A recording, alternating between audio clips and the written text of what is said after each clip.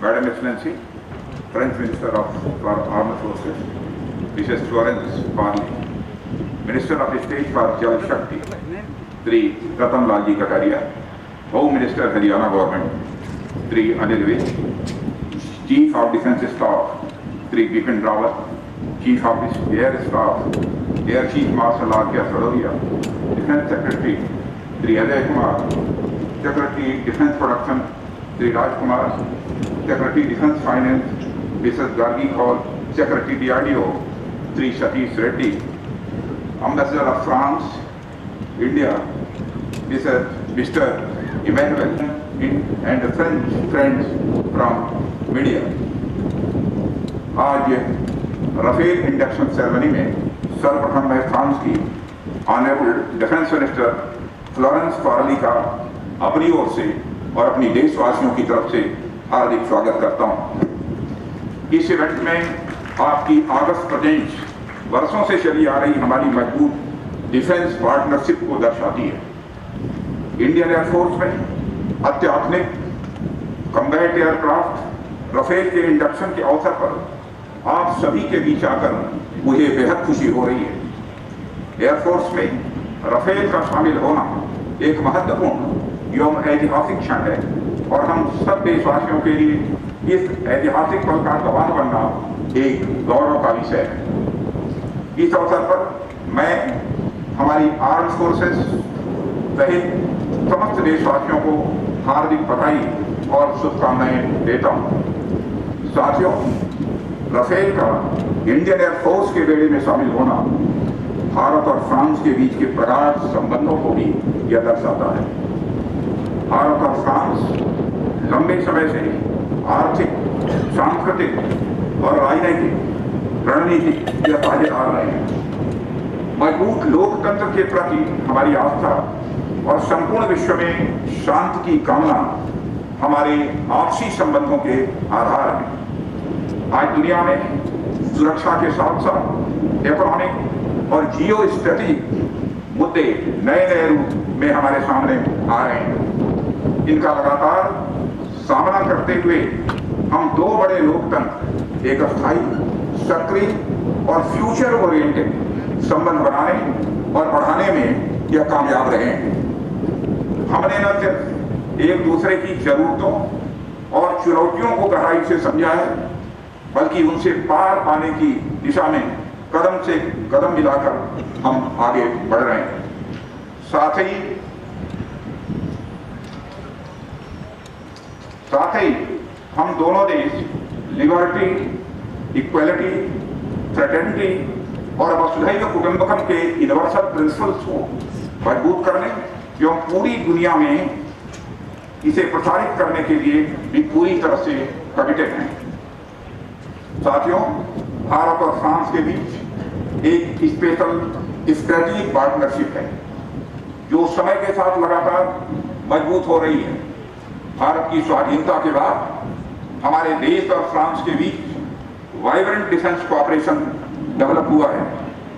आपसी रक्षा सहयोग से हमारी एयरफोर्स ने फ्रेंच फाइटर एयरक्राफ्ट से अपने आप को न सिर्फ इक्विप किया है, बल्कि अनेक मिशंस को सफलतापूर्वक अंजाम भी दिया है। 1965 के वार में पाकिस्तान के खिलाफ हमारी विजय इस बात की गवाह है। साथियों, एक बार फिर इंडियन एयरफोर्स ने 1999 में कारगिल में भी यह इतिहास दोहराया है।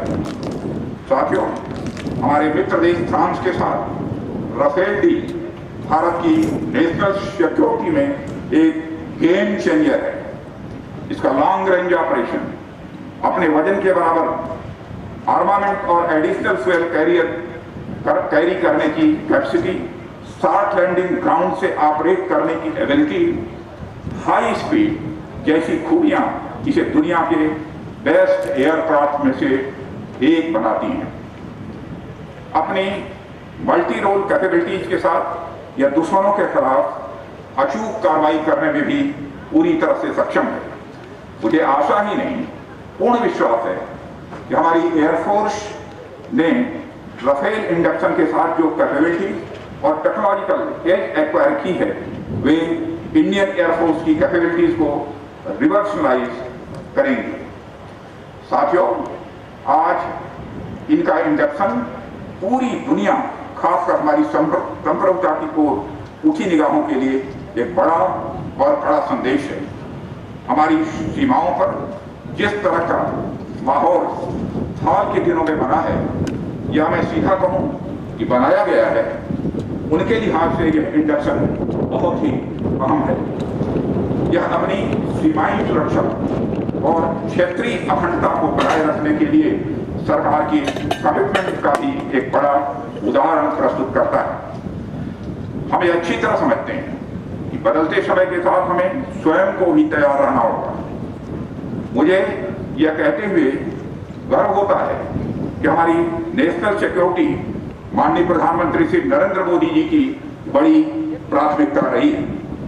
जिस ताकत को आज हम अपनी आंखों से देख पा रहे हैं, उसे पाने की राह में अनेक अड़चने भी आई, परंतु माननीय प्रधानमंत्री जी की मजबूत इच्छा शक्ति के सामने वे सभी नष्ट नाबूद होती गई और हमारा मार्ग प्रशस्त होता चला गया। यह उन्हीं की दूरदर्शी दृष्टि का परिणाम है, जिसे हम आज फलीभूत होते हुए अपनी आंखों से देख रहे हैं। साथियों, हमारी रिस्पॉन्सिबिलिटी केवल अपनी टेरिटोरियल बाउंड्रीज तक ही सीमित नहीं है। हम इंडो पैसिफिक रीजन और इंडियन ओशन रीजन में भी लगातार एक जिम्मेदार देश के रूप में विश्व शांति एवं अंतर्राष्ट्रीय कम्युनिटी के साथ परस्पर सहयोग के लिए पूरी तरह से कमिटेड है। हमारी भूमिका इन क्षेत्रों में लगातार बढ़ रही है और इसकी सराहना भी हो रही है।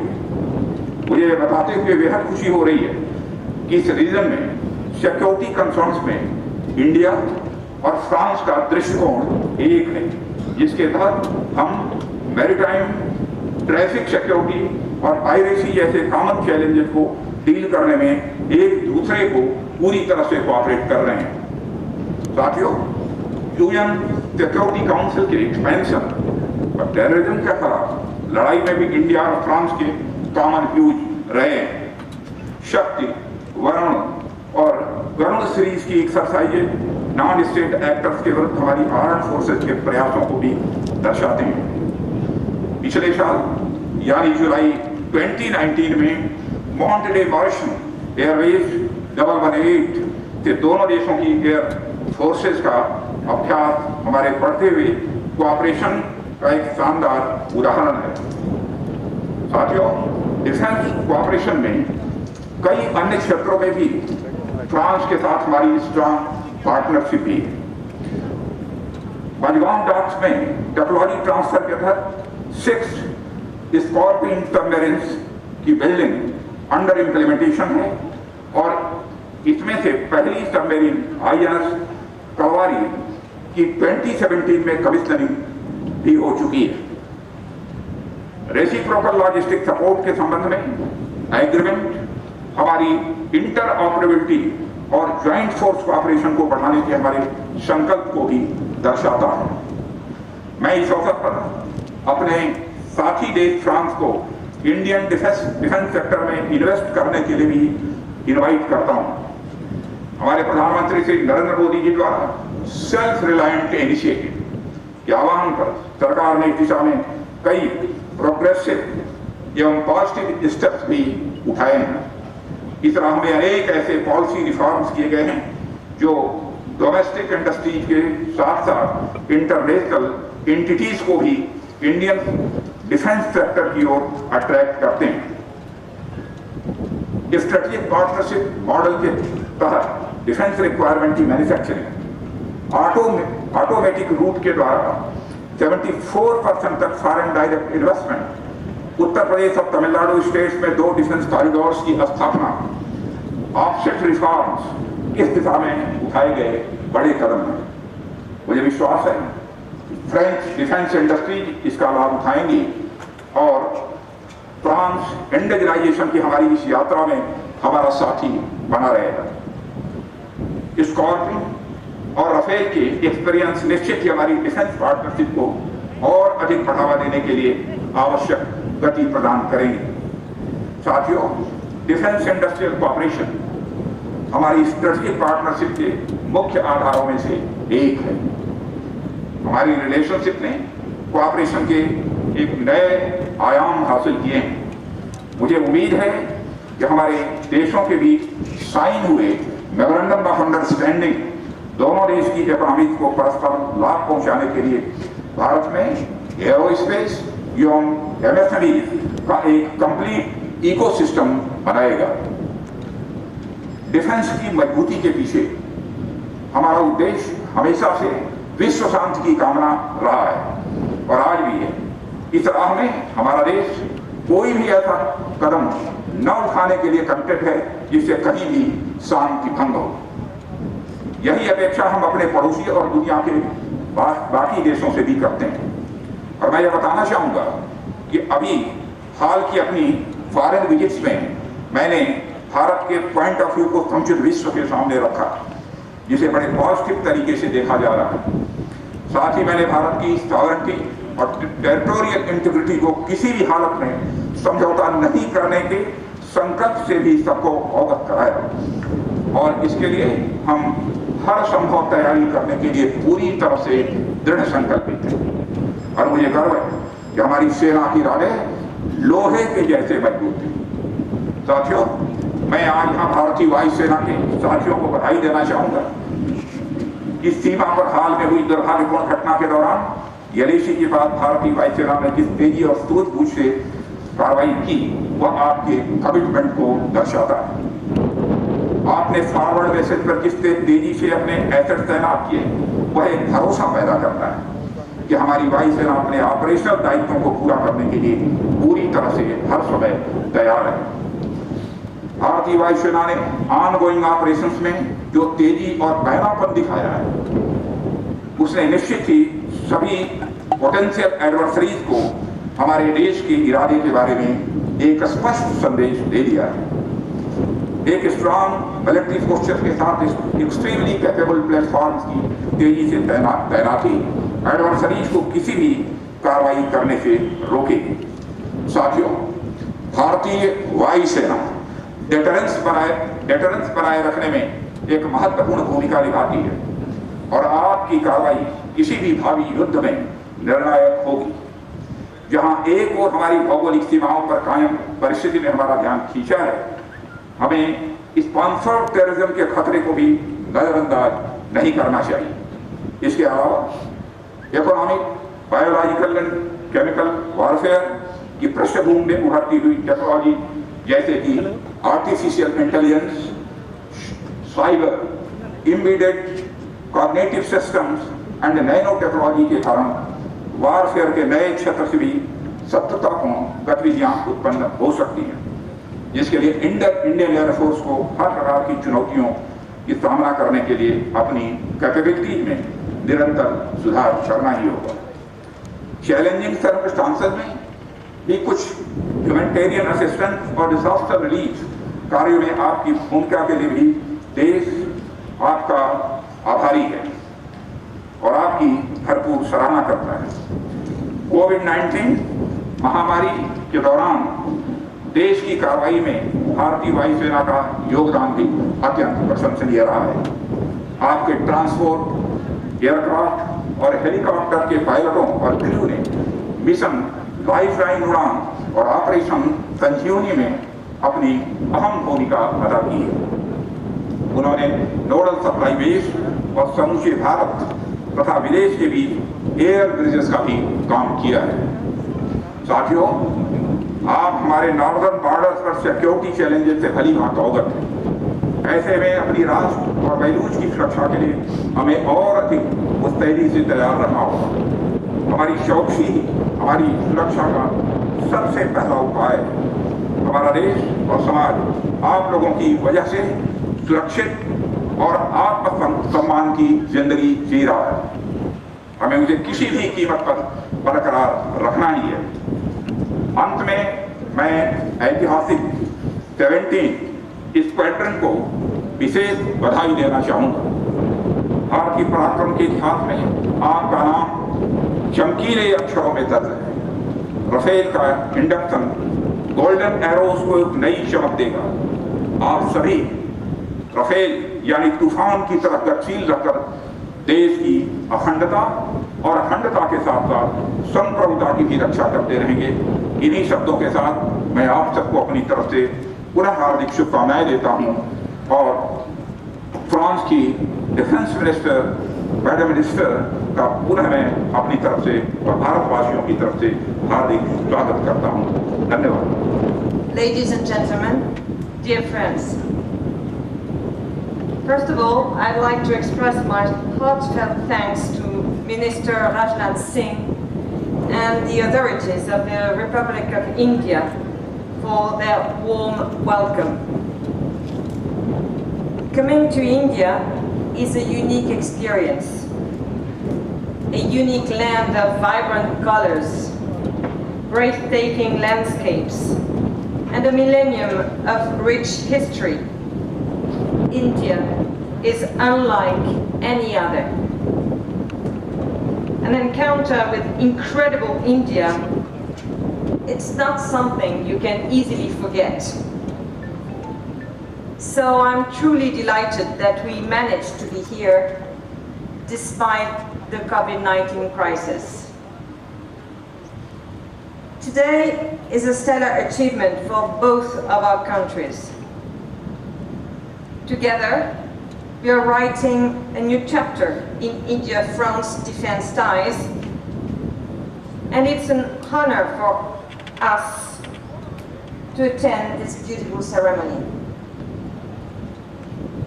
As you may know, Rafale literally means gust of wind in French if you aim at being poetic, or burst of fire if you think more of the battlefield.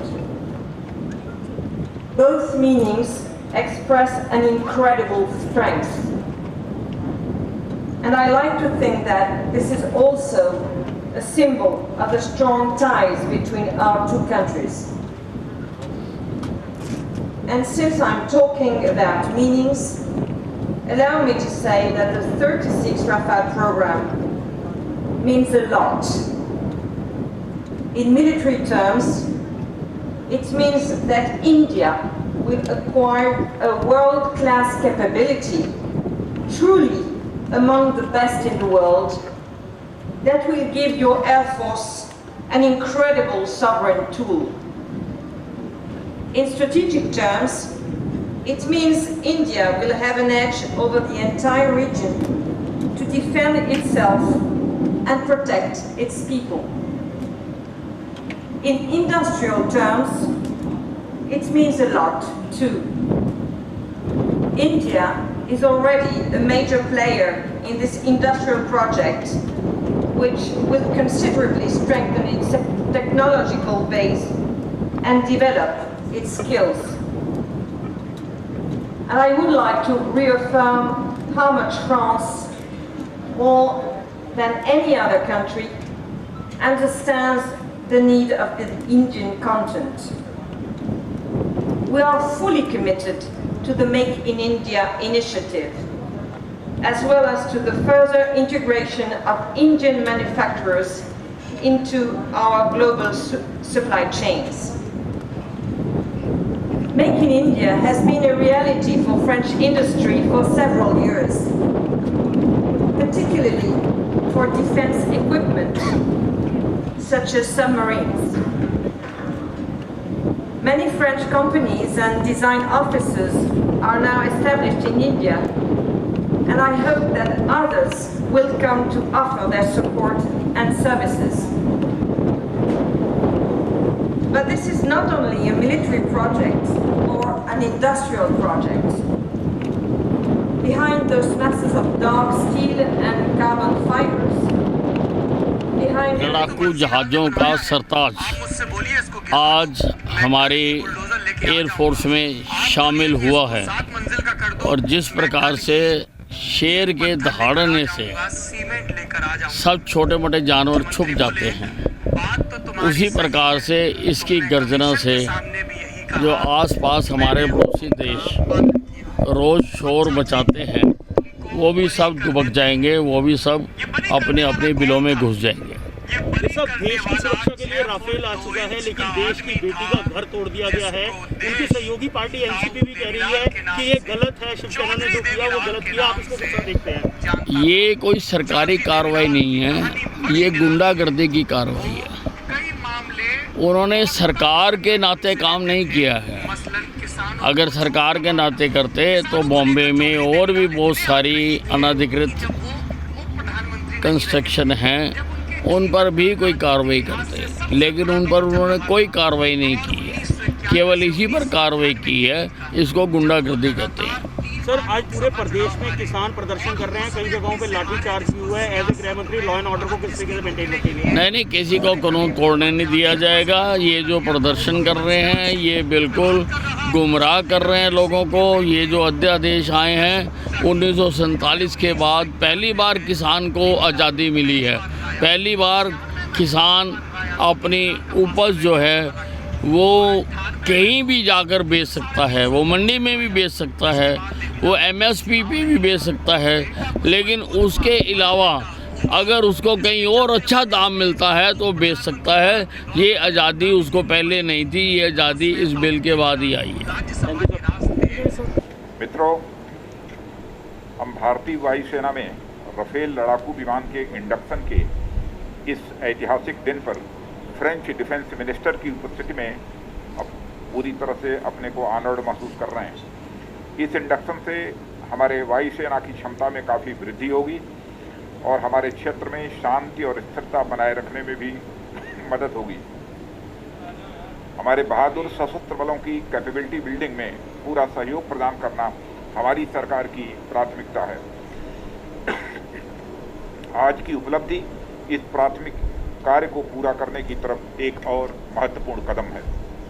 मैं फ्रांसीसी सरकार का शुक्रगुजार हूं कि कोविड पैंडेमिक के बावजूद Rafale aircraft की डिलीवरी शेड्यूल के मुताबिक की जा रही है। देवियों और सज्जनों, मैडम मिनिस्टर के साथ मेरा बहुत ही फ्रूटफुल डिस्कशन आज हुआ है, जिसमें दोनों पक्षों के उच्च स्तरीय अधिकारी भी उपस्थित थे। हमने आइडेंटिफाइड डिफेंस इंडस्ट्रियल एरिया और मिलिट्री टू मिलिट्री कोऑपरेशन मुद्दों पर काम जारी रखने का फैसला किया है। मैंने मेक इन इंडिया इनिशिएटिव और आत्मनिर्भर भारत कैंपेन के तहत हमारे प्रधानमंत्री श्री नरेंद्र मोदी द्वारा शुरू किए गए विभिन्न पॉलिसी रिफॉर्म्स पर मैडम मिनिस्टर को जानकारी भी दी है। मैं आभारी हूं कि फ्रेंच डेलीगेशन हमारी नई पॉलिसी रिजीम में बहुत ही रुचि ले रहा है। मैंने भारत के डिफेंस कॉरिडोर में निवेश करने के लिए फ्रेंच डिफेंस मैन्युफैक्चरर्स को भी आमंत्रित किया है। भारत और फ्रांस दुनिया की दो महान डेमोक्रेसीज हैं, जिसमें बहुत सारी समानताएं भी हैं। बहुत सारे मुद्दों पर हमारे कॉमन व्यूज़ हैं, जो आज की हमारी मीटिंग से भी रिफ्लेक्ट होते हैं। हम आगे भी अपने बाइलेटरल डिफेंस कोऑपरेशन को बढ़ाने के लिए पूरी तरह से तत्पर हैं। Thank you very much. I will have few words in French before switching into English. Nous avons donc conduit aujourd'hui la cérémonie de remise des premiers Rafales à l'Inde. Je suis ravie d'être présente en Inde pour cet événement très important. Il marque en effet une étape structurante dans le partenariat stratégique entre nos deux pays qui remonte déjà à 1998. Le partenariat stratégique entre la France et l'Inde est basé sur des valeurs communes et une amitié forgée sur plusieurs décennies. Nos deux démocraties coopèrent depuis l'indépendance de l'Inde de façon étroite et la France a toujours été aux côtés de l'Inde dans les bons moments comme dans les moments plus difficiles. Récemment, nos deux pays ont montré leur solidarité en se soutenant mutuellement dans la gestion de la crise sanitaire. Au pic de l'épidémie en France, l'Inde nous a soutenus en nous faisant parvenir les médicaments essentiels. De notre côté, nous avons récemment envoyé à l'Inde des équipements médicaux pour prendre en charge les malades en réanimation. L'avion Rafale que nous avons vu est un symbole concret du chemin que nous avons parcouru ensemble et de la vitalité de notre relation. Nos pilotes, aviateurs et marins s'entraînent désormais régulièrement ensemble. Nous sommes assurément impatients et remplis de fierté à l'idée de voir bientôt le Rafale indien participer à ces entraînements. Notre coopération d'armement est très solide et la France est engagée à soutenir l'Inde dans sa politique du Make in India. C'est pourquoi nous proposons des co-développements et des transferts de technologies qui renforcent l'autonomie de l'Inde. La France, elle aussi, a fait ce choix de l'autonomie stratégique il y a plusieurs décennies. Nous avons aussi l'ambition de faire progresser notre coopération dans les domaines naval, aérien, spatial, cyber et interarmé.